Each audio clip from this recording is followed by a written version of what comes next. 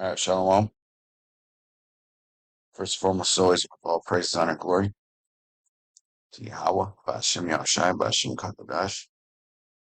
I want to give double honors to my apostles at Great Millstone who taught me his truth. And I want to give a sincere shalom to the elect, teach his truth in all honesty and sincerity in these last days. Okay, and this is going to be a quick update on the materializing World War III situation happening over there in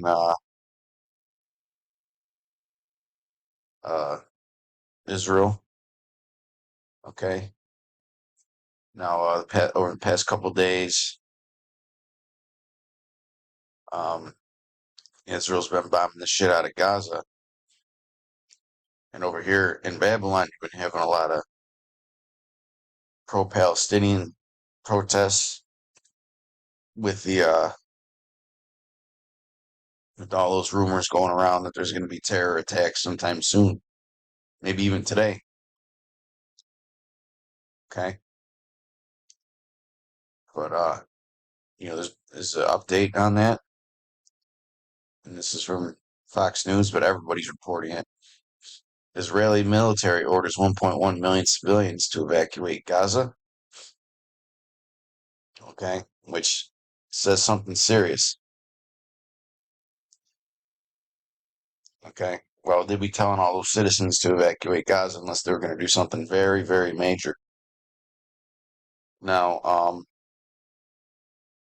I checked the underground of the internet to see if I could get anything on this.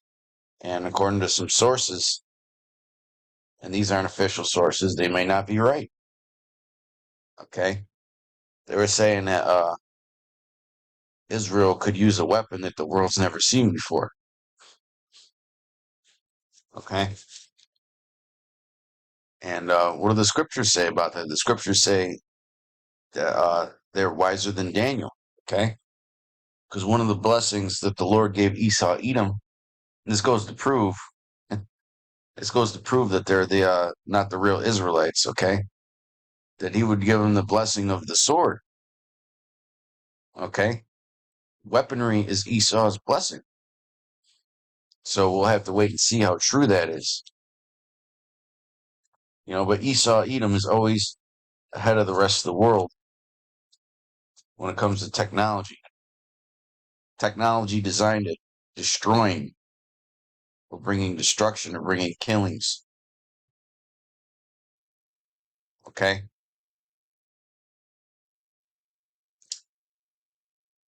So let's play this clip. A Fox News alert breaking right now. Secretary of State Antony Blinken in Jordan meeting with the president of the Palestinian Authority. Defense Secretary Lloyd Austin is in Tel Aviv to assess U.S. weapons and ammo we have sent to Israel. And the war has entered a... All right, so they're getting involved, man.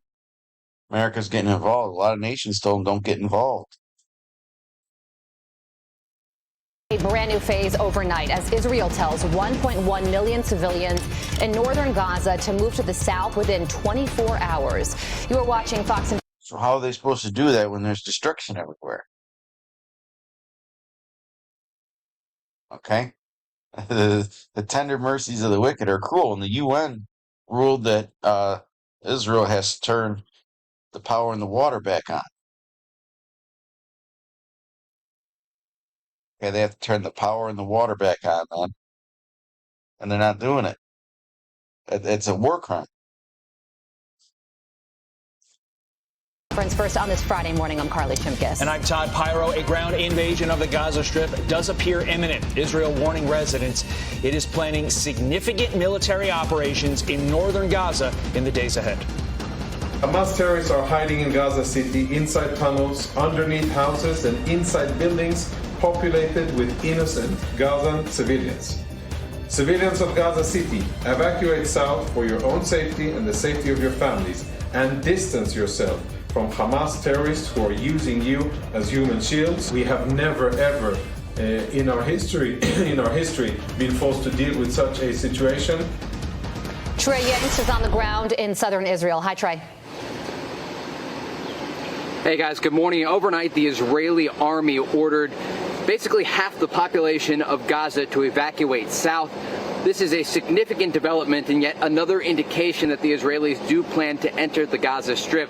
We're also learning from the army that overnight 750 targets were hit inside Gaza as the airstrikes against the northern and eastern part of Gaza continue.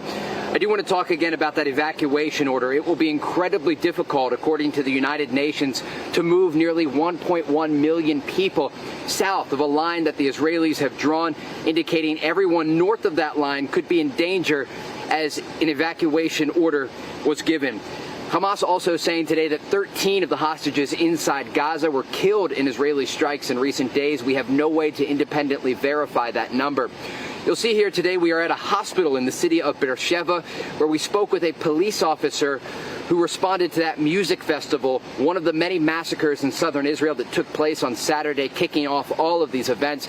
We went to that festival site, and I do want to show you what the scene was like there just yesterday afternoon. You can see here in the parking lot of this festival a motorcycle that was used by Hamas militants when they entered from the Gaza Strip into southern Israel. The cars here are filled with things you would bring to stay over. Shoes and bags, hairbrushes and makeup. This was supposed to be a joyous occasion, and it turned into a nightmare for so many. More than 260 people were gunned down here before those militants went on to the next village, slaughtering women and children. We're gonna bring... How do you know? How do you know that they was slaughtering women and children? all the warriors of Israel to pass through this festival that was supposed to be love and music. They're going to pass through here. They're going to see the massacre. They will know what they're fighting for. We're taking now the cameras from all the cars, and we will see with faces everyone that was part of this massacre. We will reach to him. He will be dead. You could hear the anger in his voice. You could see it in his eyes. That was Daniel Hagari, the spokesman for the IDF, who was on the scene there.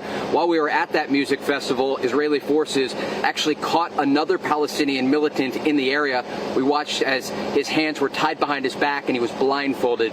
Shows you just how active the scene is along the Gaza border and how the Israelis plan to take the fight to Hamas. Todd, yeah, they certainly do plan to take the fight to Hamas, and that's why they're giving these innocent civilians 24 hours to get out of Gaza City and head, I guess, south, still within the Gaza Strip, though. So, Trey, what does this signify to you, this 24-hour window? What is going to happen in 24 hours' time?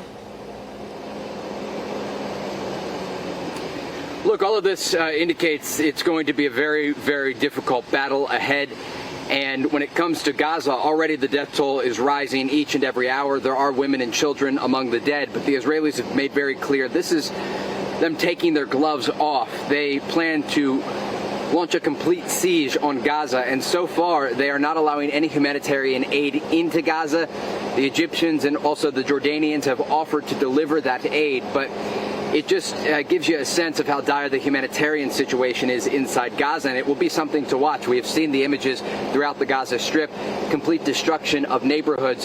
But remember, Hamas and Islamic Jihad are fighting in this area, and that is part of the reason the Israelis are trying to get those civilians out. They are planning to go in and clear the entire northern part of the Gaza Strip. Todd, Carly. Trey, this is one of the most deeply populated areas, not just in Israel, but in the entire world when you speak of the Gaza Strip. And if these individuals are going from the north down to the south, it begs the question, where are they physically going to go? You know that area well. Do you have any sense as to physically where that 1.1 million people are ultimately going to be living if they decide to evacuate in the next 24 hours? It's a great question. There are three major cities in Gaza: Gaza City, Khan Yunis, and Rafah, and that goes from north to south. Now, in between, there are smaller communities, and there are also open fields. There are areas where these people could go, but there is no safety corridor opened, and so basically they will be headed to another area where airstrikes could also take place. It will be a humanitarian disaster, and it is something that we will continue to report on because there are no clear instructions about where these people will go. They likely will walk, not drive, and just start going south. And if the Israelis keep their word on where they are going to target, if they can get past Wadi Gaza, a place in the middle of the Gaza Strip, they will be able to enter some of these communities and simply have to wait there until orders are given according to the statement by the IDF that they can return. And Trey, couldn't members of Hamas slip in with the civilian population and also try and leave Gaza City as well? The civilian population in Gaza? Yeah, I was wondering about members of Hamas also just putting on civilian clothing and leaving this area that Israel has already warned that it's going to target. Yeah, look, there's absolutely going to be surprise attacks. This will be urban guerrilla-style battles that the Israelis are facing. They will see explosives, roadside bombs, snipers on rooftops, and Hamas will not be kitted out in many cases looking like fighters. They will look just like a person walking down the street, and it's part of the danger the Israelis face when they operate inside Gaza City. Look, it is going to be a very, very difficult battle, a ground battle. They have seen this before, and there will be casualties in the Israeli forces. Make no mistake about that. This will be a very, very challenging operation. When we talk about the number of Hamas and Islamic Jihad fighters, along with PFLP and other smaller Palestinian organizations, we're talking about thousands and thousands of fighters, and they're armed with things like RPGs and machine guns and even anti-tank weapons. And so the Israelis are going to get hit hard when they go in. And remember, they're operating in an environment that the Palestinian fighters understand like the back of their hands. They have lived there. They've grown up in Gaza. So they know where to hide. They know where the tunnels are. They know how to surprise any sort of forces that enter. And these all add to the challenges that the Israelis will face when they do enter Gaza. It's looking like this is going to get ugly, man. It's looking like this is going to get ugly. So when these citizens, when they leave, these refugees, like they were saying, where are they going to go? Is there going to be any aid there for them? I mean, these people, they're out in the middle of the fucking desert, right? And they haven't had any food or water in days. There's no humanitarian aid being let in. Okay, so how are they going to get the resources that they need in an area where there's no resources? They're basically going from one shithole to another. Okay? Because to my knowledge, the UN isn't delivering any emergency supplies. So this is going to be egg on the face of the imposters. Okay? The West is looking really bad right now, man. You know? Because for years we always heard from the West, oh, innocent civilians this and innocent civilians that. Well, I mean, they could say that all they want, but the proof is in the pudding, man. All right? The tender mercies of the wicked are cruel. That's what the scriptures say, man. Okay, go ahead and get out, but where the hell are they going to go? See, usually when these things tend to happen, there's a humanitarian aid waiting there.